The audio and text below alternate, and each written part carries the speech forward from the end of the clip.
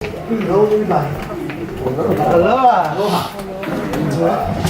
Well, love is a theme, and my reading tonight is dedicated to my beloved of 40 years out there taking pictures.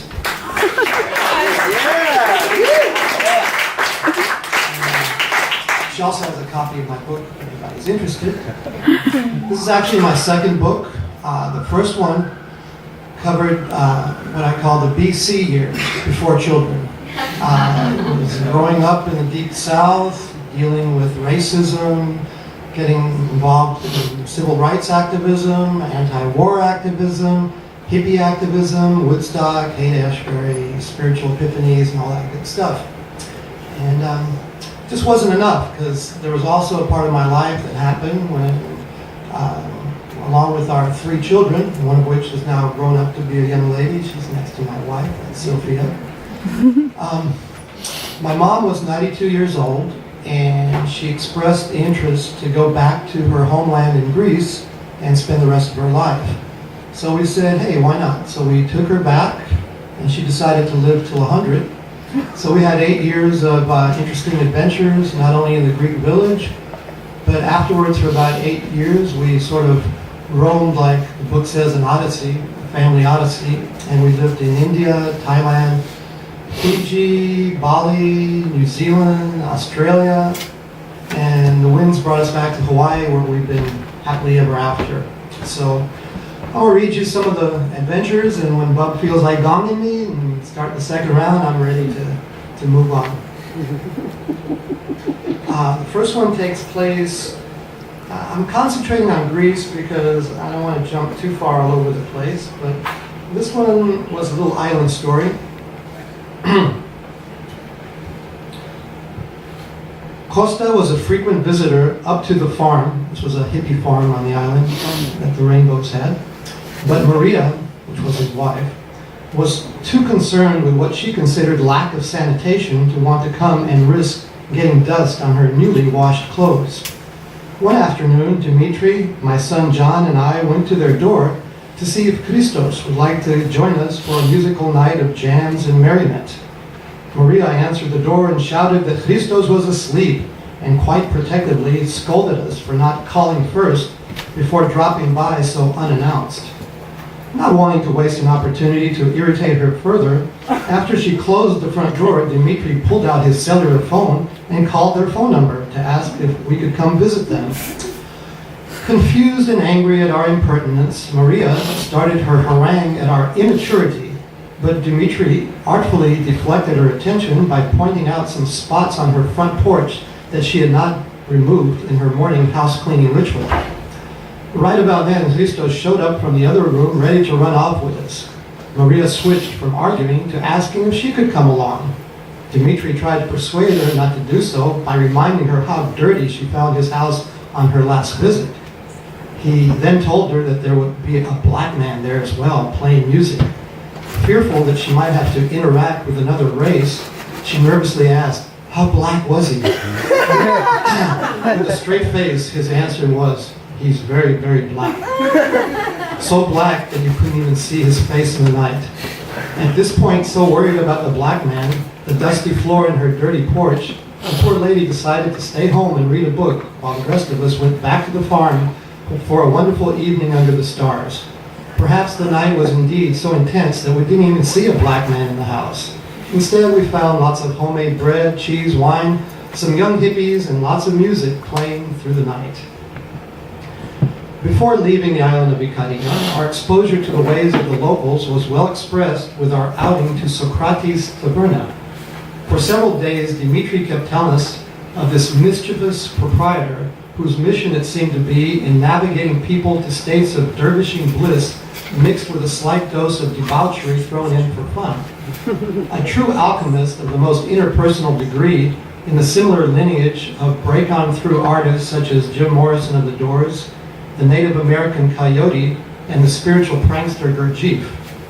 Right around sunset, we met Socrates in the town square where he was drinking coffee while discussing philosophy, politics, and sexual liberation. When we asked him what time his place would be open, he simply smiled, passed us the keys to the restaurant, while with the same motion continued making a point to his audience of comrades captivated by his precise juggling of facts and metaphors. Following his cue, John and I joined Dimitri and a few other friends that all were about to squeeze into his old rusty Chevrolet V8 Cruiser and noisily zipped up to the taberna, where we all took part in chopping up vegetables, frying potatoes, and preparing appetizers. By the time the food started appearing on the long tables, the stereo was pumping out clarinet music, and Socrates' stash of homemade wine was filling our souls like thirsty sponges. Right around 11 p.m., Socrates showed up to what was by now quite a celebratory scene. The party clicked into even higher gear as under one arm he carried a 5-liter bottle of wine and in the other held a rooster by the neck. Without much of a pause, he snapped the rooster's neck, which was the main ingredient, along with special herbs and spices, which he claimed would fortify everyone in being able to add energy to their intoxication through the night ahead. John and I held up until about 3 a.m. of eating, drinking, and being part of the dance and musical jams, until we realized we did not have the same stamina as the other taverna residents, who had by now been transformed from mere humans into roaring expressions of passion and revelry. Perhaps our having chosen not to partake of rooster juice might have been cause for our wimpiness. Dimitri was kind enough to give us the keys to his car so we could escape the insistence of Socrates that we stay and keep on partying.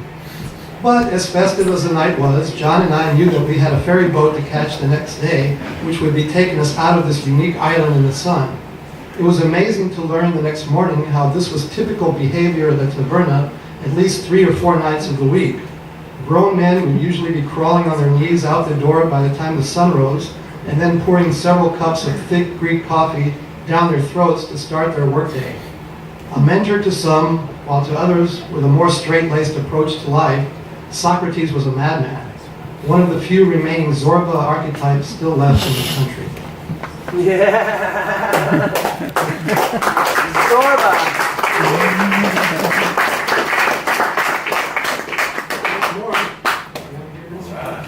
All right, here's another one. Yeah, we'll go back to that island. It was a lot of fun there. A lot of stories. This one.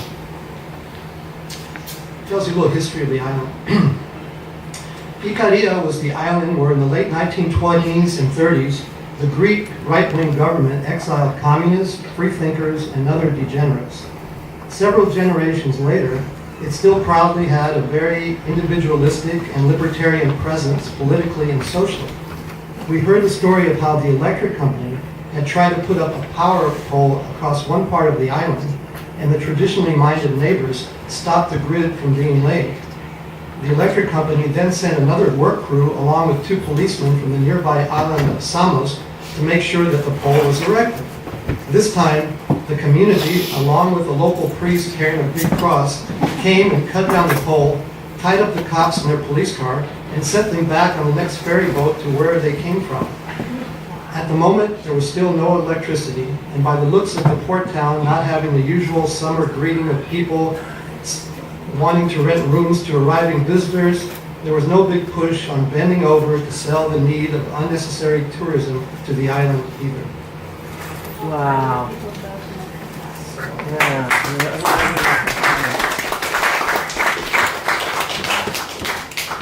Yeah, I'm going to do one more from Ikaria. I like the island.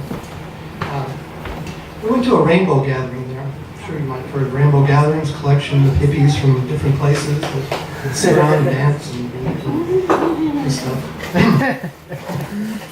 We've been on this place for a couple of days, and it was getting to be a little raw and primitive. So let's start off with Nicolette, who's another daughter, and I walked up the road to the village for a chance to use a flush toilet and eat an order of fried potatoes. There was quite a commotion from a crowd of locals that had gathered and were talking about the Groovies, their nickname for the rainbow crowd. Passing around binoculars, they were thinking they were watching satanic rituals on the beach with lots of naked people. One lady said she was going to tell the village priest to lead a mob of residents to throw out the heathens. I'm sure if the priest heard there were naked women fornicating on the beach, his lustful eyes and pontificating rhetoric would lead a cross-carrying lynch crowd to burn the camp and kick out anyone they could. Not being too shy to seize the moment, we surprised the folks in the cafe by assuring them in perfect Greek that there was no such activity going on. In fact, we impressed upon them a story that it was a wholesome, family-oriented gathering of artistic-minded young people from all over Europe that have come to learn traditional Greek dancing and handicraft making. Assured that there was no naughty behavior going on, the crowd seemed pacified. Interestingly, several of the men at the cafe would come down to the camp over the next few days. But instead of looking pleased that there were no orgies happening, they were disappointed at not seeing any naked hippie girls to impress or even brag to the men in the cafe that they were seducing in their fantasy life.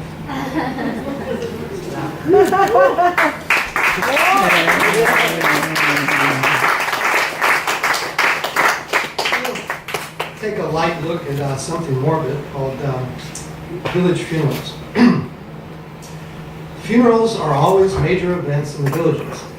Everyone sitting in the town square is invited to at least a drink of cognac, coffee, and a cookie, and most are also expected to come to the free meal provided at a local restaurant afterwards. A system both civilized, affordable, and unlike how in the US, lots of money has to be paid for various state health law requirements in funerals.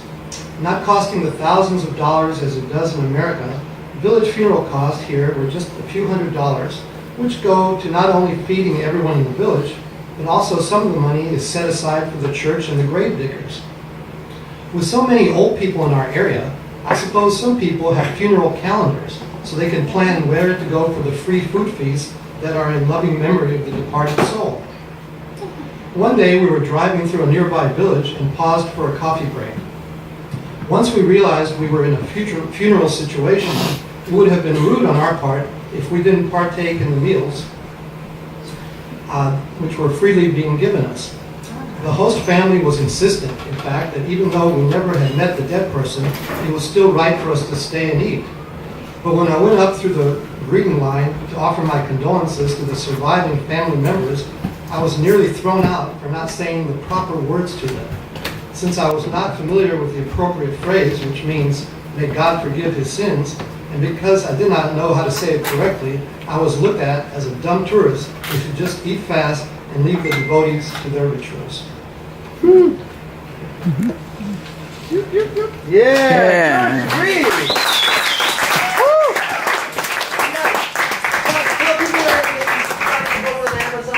Books on Amazon, but it's cheaper if you get it from me here locally, and I can sign it for you and all that stuff. But yeah, it's available on Amazon. And